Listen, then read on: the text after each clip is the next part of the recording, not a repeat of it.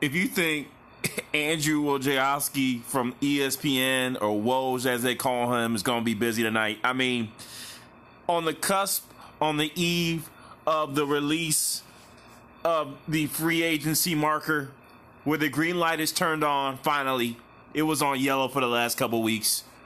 We are seeing movement that we have never seen before in the NBA. It's exciting. It is sometimes more exciting than actually watching the darn games themselves. And right now, I'm keying in on one guy. This guy, Off Work Sports, Jimmy Butler. Jimmy Butler. I thought he was going to the Houston Rockets. I thought that was a match made in heaven. You trade in some of your defensive capabilities in the realms of PJ Tucker. You lose maybe, as they highlighted, wasn't necessarily a Chris Paul. You lose Eric Gordon, one of your top guard scorers. And then you add in maybe a Clint Capella. And then you bevy up and maybe get some players in free agency. I believe they were trying to get Moses Brown on their summer league. I think he could easily fill in the role of Clint Capella. But no, Jimmy, I think, is about the lifestyle. I think he wanted to go to Miami or LA because of the lifestyle. And he's a grown man, and he can do what he needs to do. But right now, I'm going to announce Jimmy Butler is headed to the Miami Heat. That is the latest news we just learned. He's being traded for Josh Richardson in a sign-in trade. So the Philadelphia does get something back, and not anything weak. Josh Richardson, folks, has averaged about 16 points per game. So if you're doing from a stat perspective, you know how I love that. Hey, that's a good trade-off. It looks like he can come in and produce. He's going to have the tenacity and the go-to like Jimmy Butler, who can be a poor man's Kawhi Leonard at times. No, but he comes in and gives you something. Next up, in a surprise of moves, Al Horford from the Boston Celtics. Their starting center decides to leave, and I'm trying to scroll and find this. Is deciding to leave and sign with the 76ers? I mean, I don't get that move. If I look at their roster, I'm going to go back over there and we're going to go over the rest of the stuff really quickly because of time. But I want to focus on the 76ers trade here. Where does Al Horford really fit in for this squad? Right? Tobias is now... that's the next one. I might as well get into that. So Tobias Harris has also re-signed with the 76ers once the news of Jimmy Butler was let loose that he's gone and they couldn't keep him. Now you got Al Horford added to this team. I'm a bit confused on why. Then J.J. Redick reportedly, the 35-year-old, remember he's getting older, reportedly signs with the New Orleans Pelicans to join Zion, adding some shooting touch out there. J.J. Redick, even though he didn't show up in the playoffs, had a career year with the Philadelphia 76ers. For you to let him go to the Pelicans for near nothing, I don't know what they were able to sign up for. I believe it was a $30 million range type of deal. One of the key contributors and the reasons why you were actually in the playoffs is a head scratcher to me.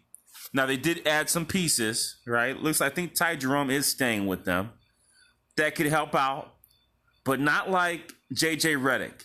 I mean, the way he shot, Philadelphia is going to have to look into, here goes the negatives. Like, I go deep. So, in my opinion, I go deep, right? We all think we're the gods. We all have a self-opinion that we think we know everything. But Fletcher McGee, the college graduate senior, I think Fletcher McGee is someone who has a similar body of work to J.J. Redick. I was hoping a team like the Sixers would have drafted Fletcher McGee so he could have some tutelage underneath J.J. Redick, but that has not happened the way I wanted it to, right?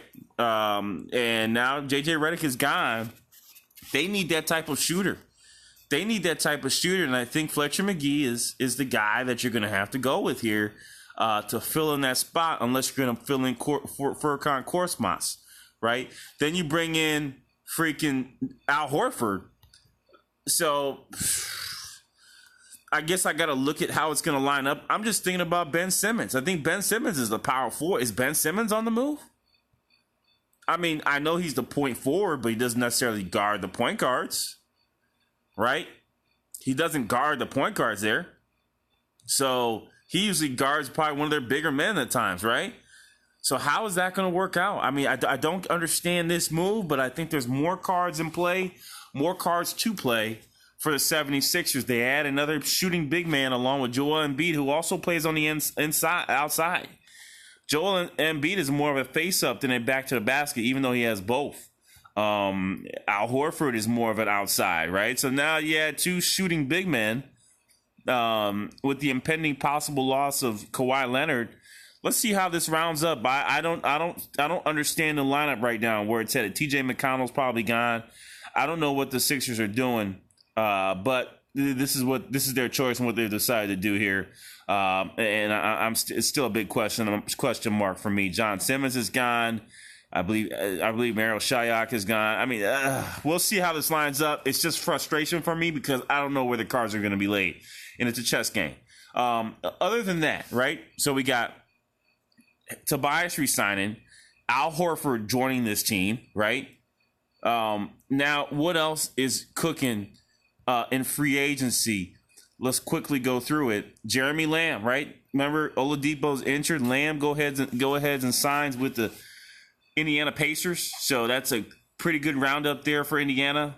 Adding Mr. Lamb, had a career year for the Charlotte Hornets. Charlotte is really, really gutting their team.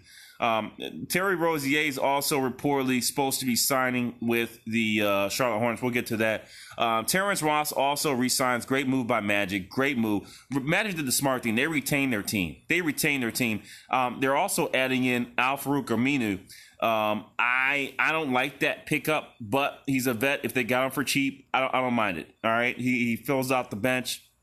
Another long big man that can play multiple positions. Julius Randle. Oh, Lord. Poor Knicks. I just did the Knicks are cursed. Two lefties, right? Barrett alongside. I love Randle. Don't get me wrong. The contract's not bad. 3 years, $63 million, $20 million. He's not a $30 million guy, right? Similar to what's his name? The Levine got from the Bulls. A little bit longer contract for Levine. Similar. So, I don't mind this pickup. I did think they had potential to grow their current roster. Noah Vonleh, all those guys, right? I thought that's where they would make some headway. I thought they would keep those guys in their lineup and let them grow. But, hey, for that price range, why not? Durant, good move. Knicks, good move. Get Randall, pair him with Barrett. I'm not mad at that. Next up. Blazers re-sign Hood. That was a great move. Obviously, Aminu's leaving. Rodney Hood stays with his team. George Hill. Malcolm Brogdon looks like he's gone. Brogdon is headed over to the Pacers. They need a point guard help. Collison was gone, so they automatically signed Brogdon. I don't particularly like Brogdon as a starter in the league. I do think he can pay big dividends as an off-the-bench player. But, hey, in this league where it looks like point guards are starting to dwindle again, why not? DeMar Carroll, great pickup for San Antonio. I thought he was going to be a solid bench player for the Nets. Didn't really show out like he did in Toronto with the Nets. However, I thought he could come back, and it would have been great to have Durant, Kyrie Irving, and this guy, right, coming off the bench to shoot out the lights out for this team. But no, couldn't afford him is my assumption. Thomas Bryant re-signs with the Wizards. Not bad there. He had a good year. Garrett Temple, Garrett Temple signs a $10 million contract. Not bad for Garrett to join this team. And then we have New Orleans Noel. I think this is probably one of the unsmart moves of the whole summer. But the reason why I said that is because I thought that Clint Capella was gone. And I thought Noel would have been an easy fill-in, an easy pickup and fill-in for Mr. James Harden to get him and have him join the Houston Rockets. So that would have been a great move for him. But however, those cards have not played out. I don't think Clint Capella's moving with Jimmy Butler headed to Miami. And now Noel is staying with the Thunder. I don't know what his contract is. It's not listed. I was hoping he can get paid, but he's not.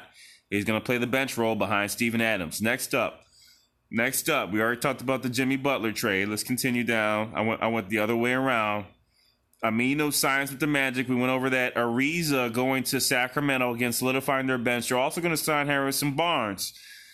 Sacramento stacking up pretty good. They're trying to make an official push into the playoffs next year. It's been a while, and they're young guys, I think, are ready, and I think they may be the sleeper of the year for the West Coast, Western Conference, with the team that they have. The great guard play of Mr. Fox. They have some good backups. They have Buddy, and they have Bogdan. They got Harrison Barnes. They got Bagley. I think they're re-signing Cauley-Stein. Cauley-Stein would be stupid to move anywhere else. He has a guard that runs, and that's what he does. Runs and gets the lobs. Be dumb for him to sign anywhere else, in my opinion.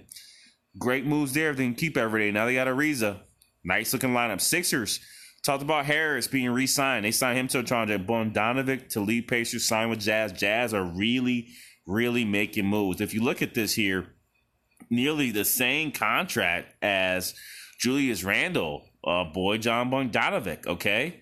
Nearly the same contract, okay? So $73 million. Randle's at 63.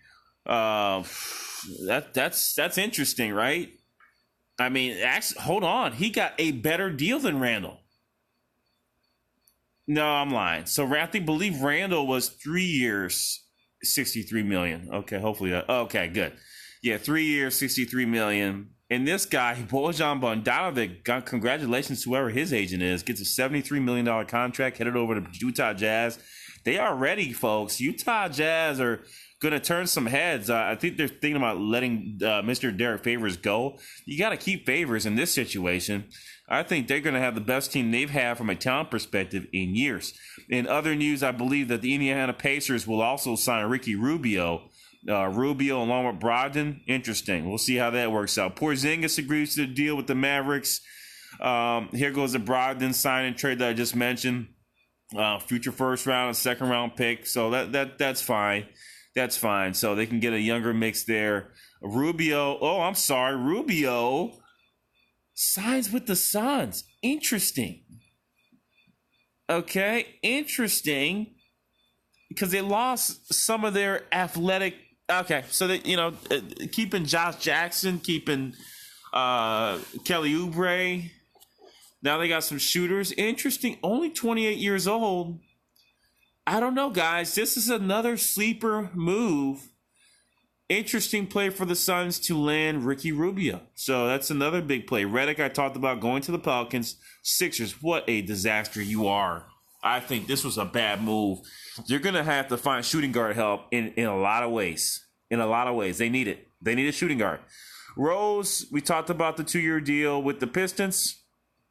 I like that move. Valanciunas resigns there.